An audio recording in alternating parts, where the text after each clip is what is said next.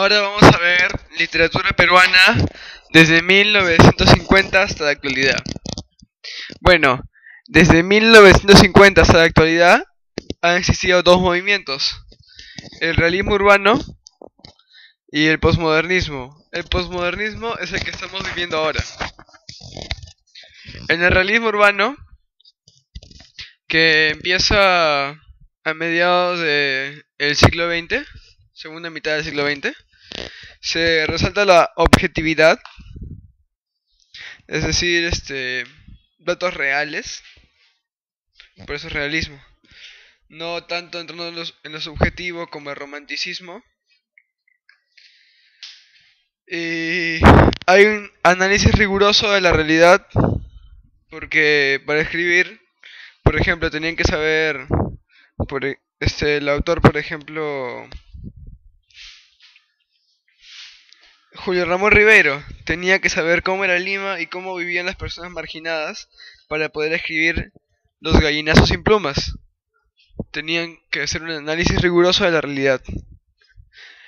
Analiza las motivaciones de los personajes y sus costumbres. En una obra de realismo urbano, tú, por ejemplo, sin salir de los gallinazos sin plumas, vamos a encontrar de que las motivaciones de esas personas es más bien seguir viviendo, subsistir. Y las costumbres son, por ejemplo, en el caso de esos personajes, girar en torno a lo que los hace subsistir. Y, por ejemplo, ellos se dedicaban a recoger basura y nos narra lo que hacían, qué hora salían, dónde iban a recoger la basura. Y se inspira en el éxodo rural, todo esto.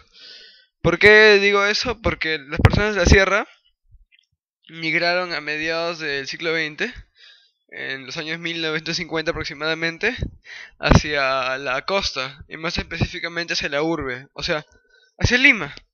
Y en Lima se veía de que esas personas eran marginadas, a veces tenían trabajos malos y abusaban de ellos, aparte de que los discriminaban. Entonces, esta discriminación, este racismo, se ve plasmada en el realismo urbano. Por el otro lado, tenemos el posmodernismo. El posmodernismo es de carácter ficticio, o sea, la mayoría de obras escritas en estos tiempos son de carácter ficticio, de la literatura donde no existe lo real.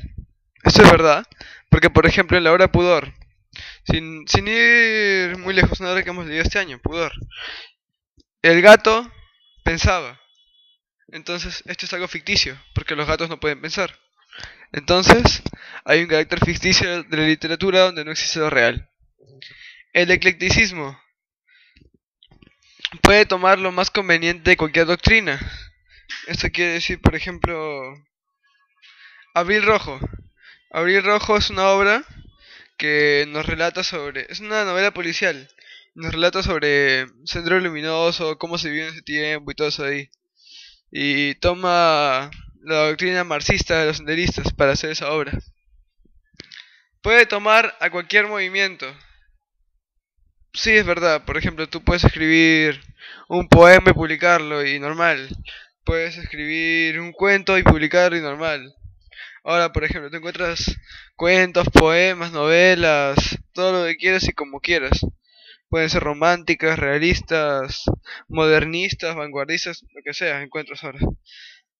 Ahora es libre. Y en el posmodernismo encuentras la mayoría de temas van con la alienación. Como por ejemplo Julio Ramón Rivero en su obra Alienación, del negro ese que se quería volver blanco. Porque supuestamente si eres negro no puedes triunfar en la vida. Hablan sobre la alienación de las personas. Ahora vamos con las características literarias de la literatura peruana desde 1950 hasta la actualidad. Su ámbito principal son las ciudades y en el campo.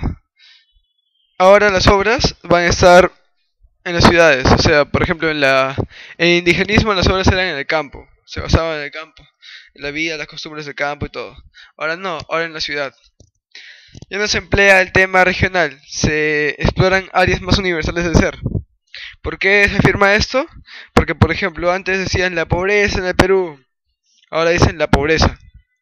Antes decían el racismo en el Perú, el racismo o la discriminación en el Perú, ahora es la discriminación. Eso se refiere. Y no hay buenos ni malos personajes, obviamente. Solo sucede lo negativo sin ser impulsado por nadie. Esto es verdad. En las obras no hay malos ni buenos. Y las obras se escriben con el fin de que el lector las cierre con su interpretación. Cuando acabas de leer una obra que se ha escrito en este periodo, entonces tú la acabas de leer y tú tienes que hallar el mensaje, no te dan el mensaje en la obra. Tú tienes que hallarlo y de ahí sacar tus conclusiones. Y lo que aprendiste y lo que no. Bueno, con esto hemos acabado el temario de comunicación integral. Suerte en el examen.